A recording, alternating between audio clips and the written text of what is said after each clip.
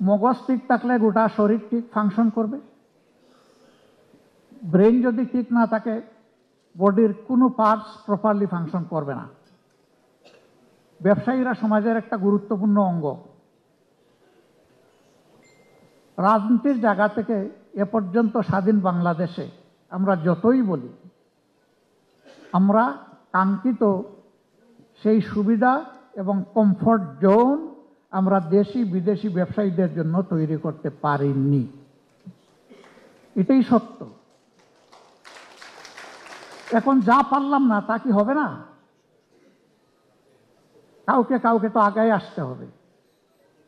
হ্যাঁ, এই কাজটা করা দরকার, কিন্তু question who will bell the cat? বিড়ালের গলার এই ঘন্টাটা বাঁধবে কাকে? আমি বাঁধবো, আপনি বাঁধবেন। শপথ নেন, আগে যেটা হয় নাই এখন এটা হতে হবে। সারা দুনিয়া পারলে আমিও পারবো, আপনিও পারবেন। আমাদের মেধাগুলা দুনিয়ার বিভিন্ন জায়গায় গিয়ে ওয়ান্ডারফুল কন্ট্রিবিউশন রাখতেছে। এই দেশে জন্ম নেওয়া শিশু অন্য দেশে তারা এক একজন ব্রিলিয়েন্ট চ্যাপ হিসাবে নিজেকে মেলে ধরেছে। আমার দেশে পারে না কেন? আমার দেশে পারে না, আমরা সেই পরিবেশটা তাদেরকে দিতে পারি নাই। এই জন্য আমাদের ব্রেনগুলোও ড্রেইন হয়ে চলে যাচ্ছে অন্যত্র। এমনকি পাবলিক বিশ্ববিদ্যালয়, টেকনোলজিক্যাল ইনস্টিটিউট অ্যান্ড ইউনিভার্সিটি, এখানে যারা লেখাপড়া করেন তারা তো মেধার দিক থেকে একটা জায়গায়, তারাও হাইয়ার স্টাডির জন্য বিদেশ যান কিন্তু ফিরে আসতে চান না। অনেককে যখন জিজ্ঞেস করি এদেশের ধূলিকণার সাথে তোমার সম্পর্ক, ভাই তুমি দেশকে ভুলে গেলা কেন? ওই যে দেশ তো আমাকে চায় না, আমাকে দেশ চাইলে আমি প্রস্তুত। আমরা বলি আমরা তো চাই, শুধু ফিনান্সিয়াল রিমিটেন্স না, আমরা তো ইন্টেলেকচুয়াল রিমিটেন্সটাও চাই। তো আসো।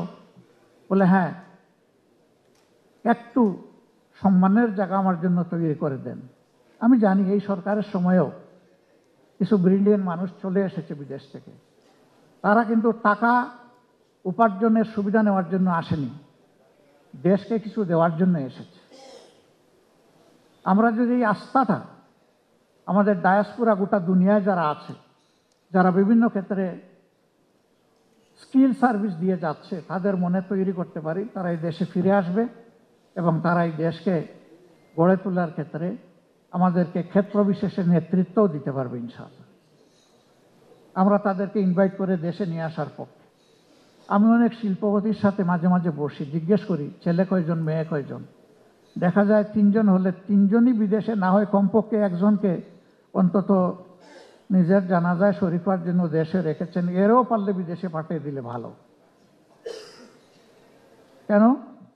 বলে যে আমার সন্তানের নিরাপত্তা কোথায়? একেবারে সঠিক কথা। সমাজে এই নিরাপত্তা দিতে পারে নাই, এই জন্য সে আমার দেশ ছেড়ে চলে যাচ্ছে। আমাদের ফোকাস মাত্র 3টা জায়গায়। আমরা বিশ্বাস করি এই 3 জায়গা ঠিক হলে একটা সমাজ ঠিক। Number 1, education. সার্টিফিকেট প্রোডাকশনের এডুকেশন নয়, প্রফেশনাল এডুকেশন দিতে হবে। প্রত্যেকটি মানুষ হবে এক একটা রিসোর্স পার্সন। একজন কৃষক হলে সেও হবে একজন স্কিল কৃষক।